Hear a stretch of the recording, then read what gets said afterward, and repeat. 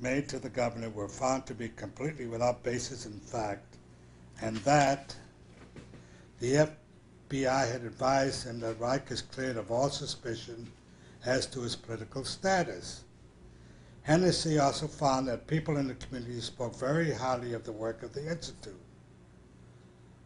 Note, when the emotional plague went to honest government officials to stir up trouble, these officials investigated the facts, showing clearly that red fascist methods work only where some element of emotional plague corruption is already present. Now, Hennessy told Judge Mills. Now, Judge Mills is this interesting side story. He was hired by the Wilhelm Reich Foundation and to help him in certain instances and also in legal matters, and he was very, very friendly. I met him. He'd come to the socials once in a while. And that was that. Then when Dr. Reich was served with a complaint by the FBI and the government, the U.S. Attorney's Office, and it went to trial, who was the assistant to the U.S. Attorney's prosecuting the case? Was Mills. So Dr. Reich looks. So what's he doing there? Prosecuting me. So the judge, what do you mean? He was hired by the U.S. Attorney. And Dr. Reich said, but he represented me for a couple of years. And the judge looked at Mills and said, is that true? Mills said, very sheepishly said, yeah. But I did stop working for him, which he never really did. There was no work, he figured he was a retainer. He thought to stop working for him. And then you wonder. Well, the emotional plan. I mean, that is the extreme seduction of it. Is that you find yourself doing things that one part of your mind might be against, and yet you do it anyway. Mm.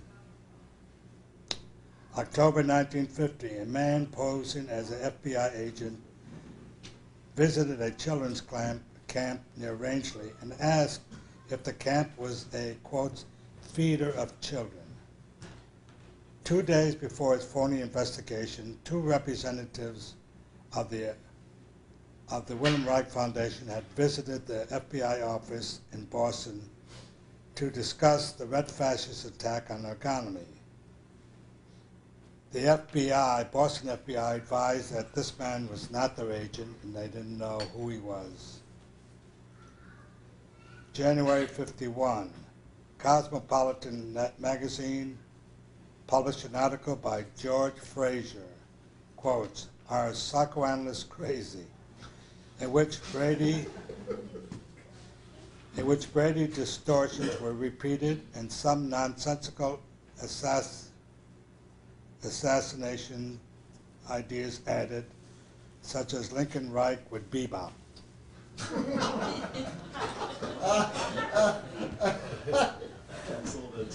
Can we stop for a while? Since we got started a little late, why don't we take a break and eat this coffee and bagels. Also, I want to thank Seth Zeiss and Martha Gallo for letting us use the Boston. If anybody hasn't paid me, and also there's a mailing list. I don't know how you could think about quitting doing this. I was always a big guy, had nothing to give. But apparently a lot of people don't know that. Yeah, no. We're 15 minutes.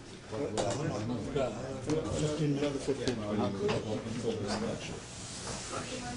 okay, there are, just quickly, again, if you want to be on the mailing list, put your name up here before you leave. If you haven't paid me before you leave, give me money or a check, cancel check.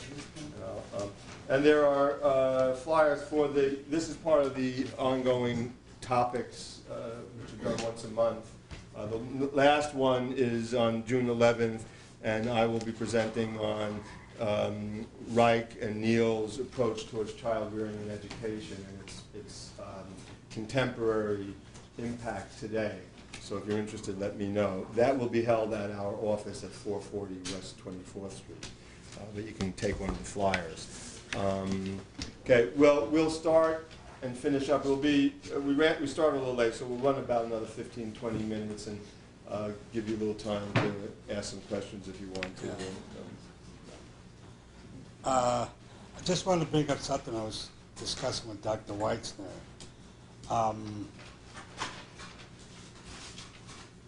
Dr. Weitzner asked me, why didn't he go to trial, bring him to trial? And Dr. Reich, I said, especially in the Miller case, our lawyer said, we could win the libel. At least he thought, he was pretty sure. But Dr. Reich said, no, they'll bring in all the other stuff and all like that.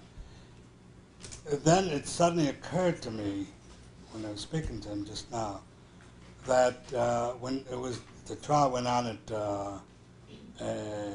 in Portland, Maine, when they were trying him for the injunction, put an injunction on him.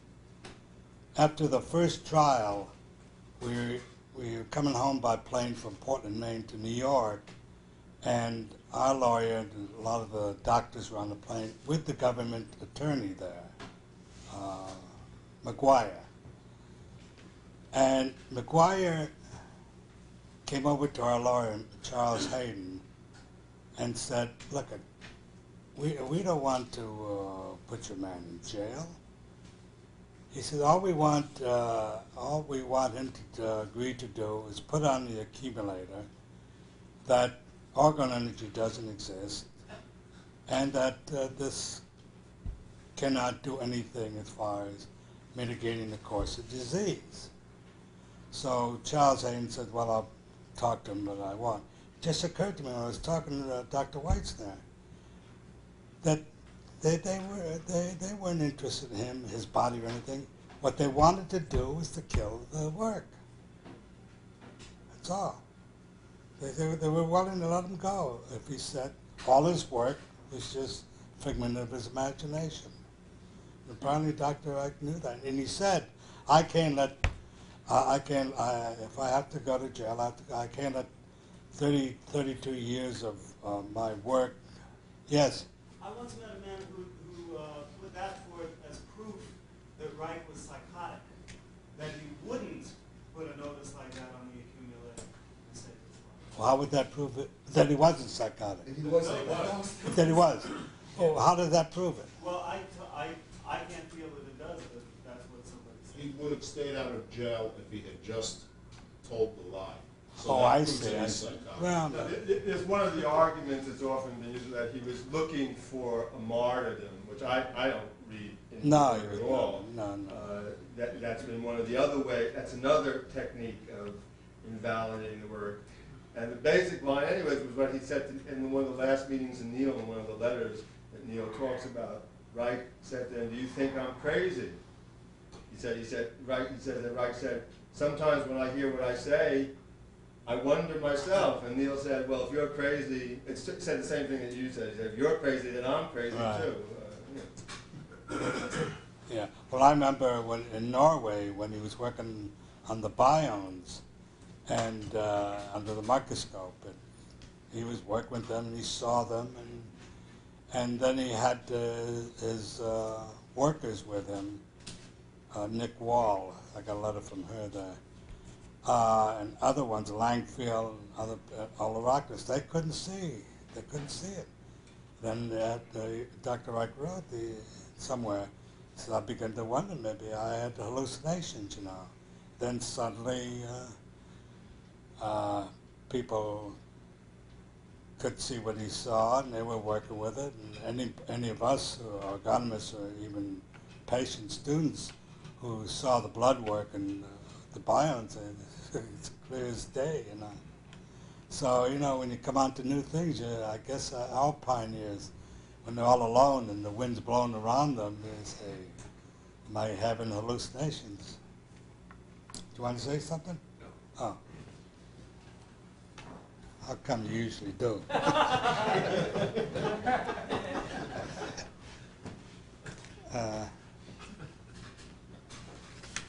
Let me read the letter by Richard Singer, who was a psychoanalyst in training at the Hillside Hospital in around 1950, I think it was. The Hillside Hospital at the time was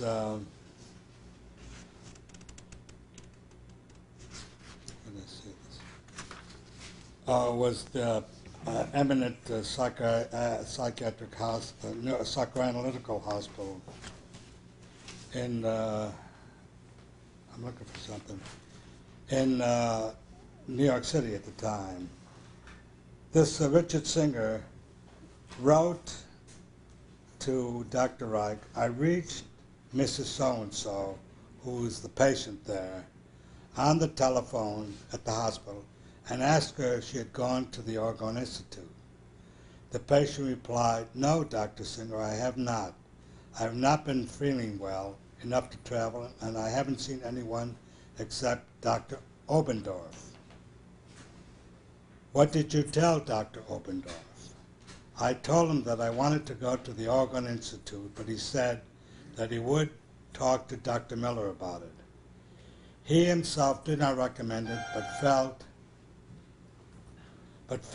that I should go to another psychiatrist. Did you tell him anything about being masturbated, being undressed, or being put in a steam box? Heavens, no, that is ridiculous. Did Dr. Obendorf say anything about the Orgone Institute? No, he didn't. He just felt that I should go to a regular psychiatrist. Have you gone? No, I haven't seen anyone. Mrs. Blank then asked me if she should go to the Orgone Institute. I told that Singer. I told her that my opinion had not changed, that she would have to decide for herself. The patient then said she still wishes to go. The patient was completely unable to account for the story, which Dr. Miller had told me, but felt sure that Dr. Obendorf would not say such things. Now, let me see. Oh, yeah.